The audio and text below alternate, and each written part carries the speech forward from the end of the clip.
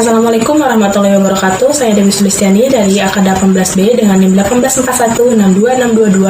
18416262201089 akan mempresentasikan mengenai laporan kerja praktik saya yang berjudul Pembayaran Pajak Bumi dan Bangunan pada Kecamatan Telagasari. Pertama-tama saya ucapkan terima kasih kepada Ibu Mumun SEMM selaku dosen pembimbing, dan selanjutnya terima kasih kepada Ibu Trias Arimurti SEMAK selaku dosen penguji. Pembahasan yang akan saya bahas di sini, yang pertama ada pendahuluan, yang kedua ada gambaran umum instansi, yang ketiga ada tinjauan pustaka, yang keempat ada pelaksanaan kerja praktik, dan yang terakhir ada kesimpulan dan saran. Selanjutnya ada latar belakang. Yang pertama adanya mata kuliah kerja praktik di Universitas Buana Perjuangan Karawang, dan yang kedua pemilihan kantor Kecamatan Telagasari dalam pelaksanaan kerja praktik. Tujuan yang pertama untuk mengetahui berapakah persentase kesadaran masyarakat Kecamatan Telagasari dalam pembayaran pajak bumi dan bangunan atau PBB. Yang kedua untuk mengetahui berapakah penghasilan total pajak bumi dan bangunan atau PBB di Kecamatan Telagasari. Waktu pelaksanaan kerja praktik dilaksanakan selama 5 bulan terhitung dari tanggal 1 Februari sampai dengan 30 Juni 2021. Selanjutnya ada sejarah, nama, dan logo instansi. Nama instansi yaitu Kantor Kecamatan Telagasari, alamat Jalan Syekh Puro nomor 1, Telagasari, Kecamatan Telagasari, Kabupaten Karawang. Pemimpin instansi yaitu Ibu Yeti Yuliati SIP. Sejarah instansi, Kecamatan Telagasari Kabupaten Karawang adalah salah satu kecamatan dari 30 kecamatan yang ada di wilayah Kabupaten Karawang, terletak di wilayah utara dari pemerintah Kabupaten Karawang. Secara administratif, Kecamatan Telagasari mempunyai batas-batas wilayah sebagai berikut.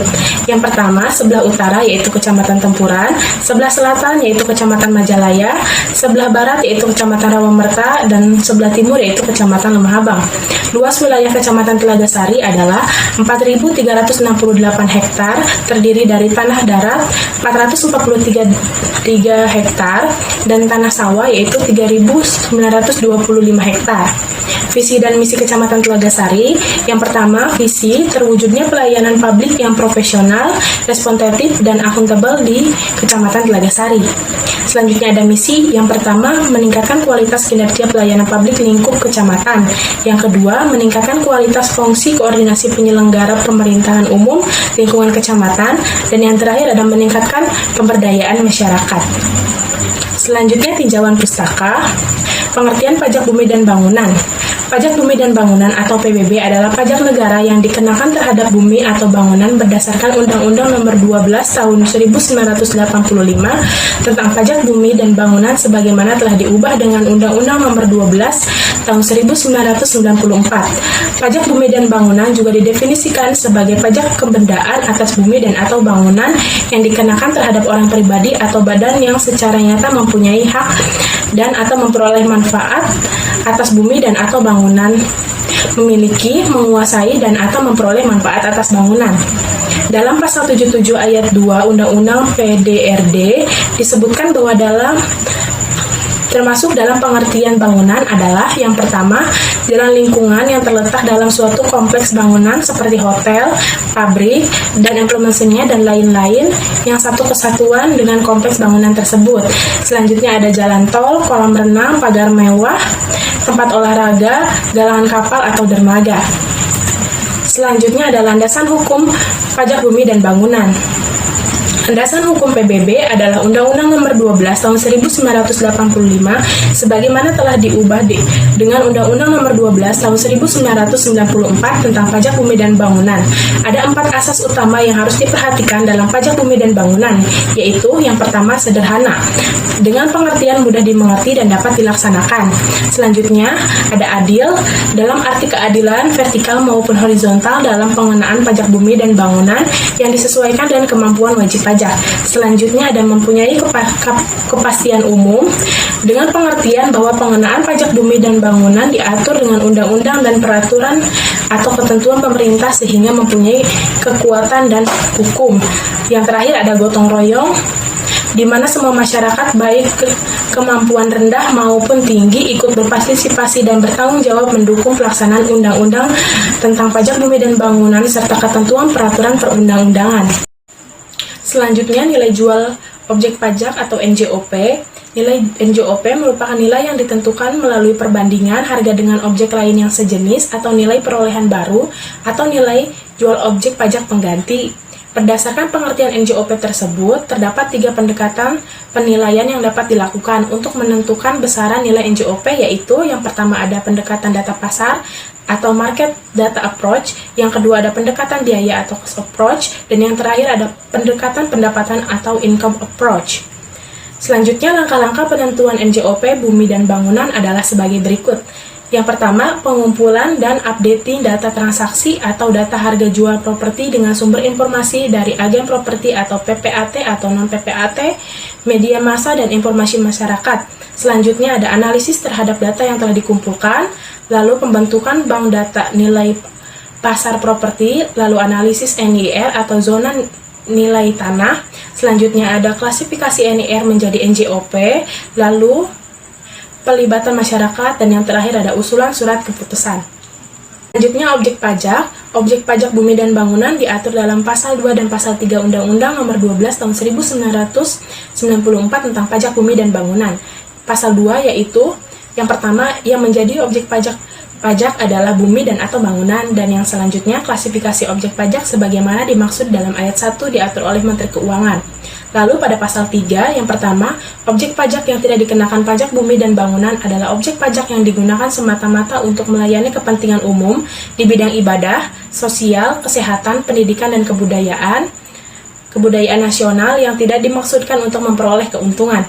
Selanjutnya digunakan untuk kuburan, peninggalan purbakala atau yang sejenis dengan itu, lalu merupakan hutan lindung, hutan suaka alam, hutan wisata, taman nasional, taman pengembalaan yang dikuasai oleh desa, dan tanah negara yang belum dibebani suatu hak. Selanjutnya digunakan oleh perwakilan diplomatik, konsultan berdasarkan asas perlakuan timbal balik, lalu yang terakhir digunakan oleh badan atau perwakilan organisasi internasional yang ditentukan oleh Menteri Keuangan. Lalu subjek pajak bumi dan bangunan menurut pasal 4 ayat 1 Undang-Undang Nomor 12 Tahun 1985 sebagaimana telah diubah dengan Undang-Undang Nomor 12 Tahun 1994 tentang pajak bumi dan bangunan adalah orang pribadi atau badan yang secara nyata. Yang pertama, mempunyai suatu hak atas bumi, memperoleh manfaat atas bumi, memiliki bangunan, menguasai bangunan, dan yang terakhir memperoleh manfaat atas bangunan. Dengan demikian, maka yang wajib membayar pajak bumi dan bangunan bukan saja pemilik tanah dan atau bangunan, tetapi juga penyewa atau siapa saja yang memanfaatkan tanah dan atau bangunan, misalnya penghuni rumah dinas suatu instansi. Lalu, tarif pajak bumi dan bangunan, tarif PBB berdasarkan Undang-Undang Nomor 12 Tahun 1985 tentang pajak bumi dan bangunan sebagaimana telah diubah dengan Undang-Undang Nomor 12 Tahun 1994 adalah tetap sebesar 0,5%, sedangkan menurut Undang-Undang Nomor 28 Tahun 2005 Pasal 80 ayat 1 dan 2 adalah paling tinggi 0,3% yang ditetapkan dengan peraturan daerah. Selanjutnya ada kebijakan otonomi daerah.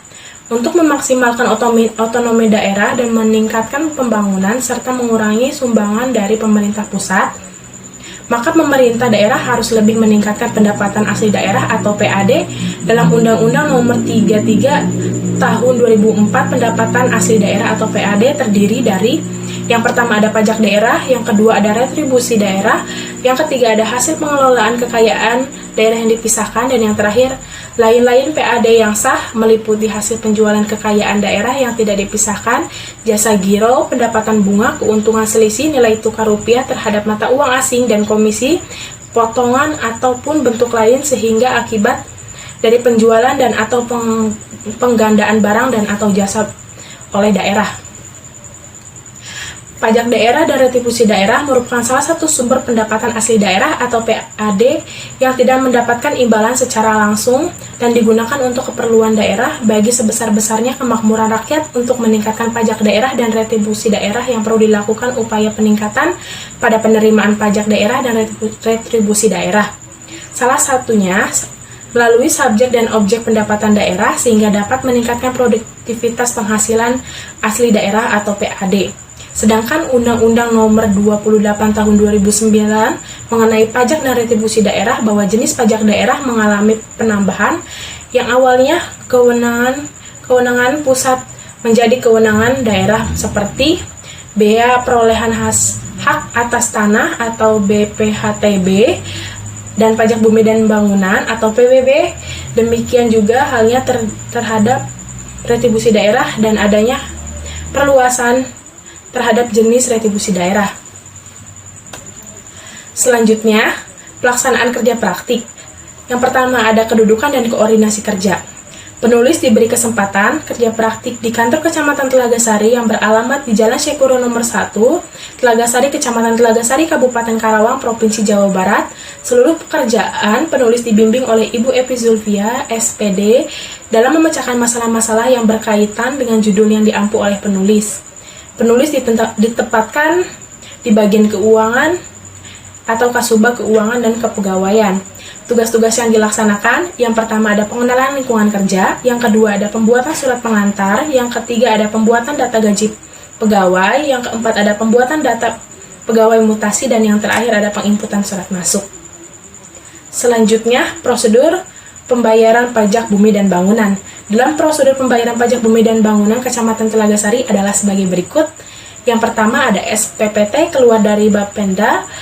Yang kedua ada dari Bapenda diserahkan ke Kasih Pemerintahan lalu diserahkan ke staf PBB. Lalu dari staf PBB disortir berdasarkan RT atau RW.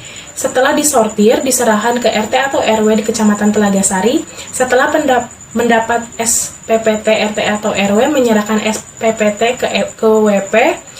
WP wajib pajak membayarkan sesuai dengan nominal yang tertera. Lalu proses pembayaran bisa koordinasi dengan RT atau RW yang diserahkan ke staf bank atau ShopeePay, Dana, Indomaret. Selain itu tidak bisa.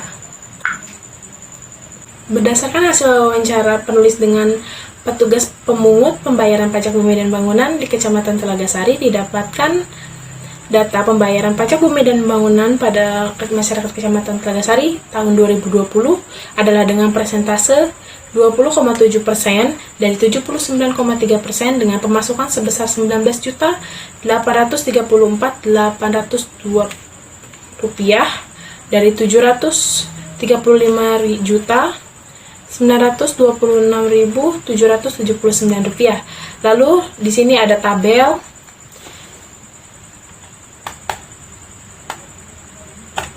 Kecamatan Telagasari.